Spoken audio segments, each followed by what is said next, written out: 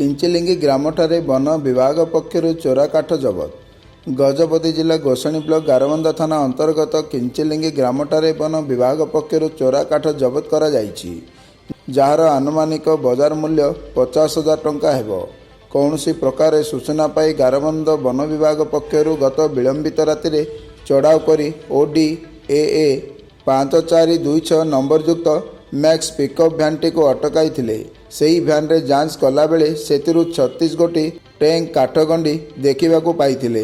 उक्त भ्यानटी कईपुर आंध्र को चालन होउतबा सूचना रही। या परे उक्त काठगंडी सह 5 जन को गिरफ्त करी आज मंगलवार दिन कोर्ट चालन करा जाइथिबा वन विभाग पक्षर सूचना प्रदान करा जाइछि।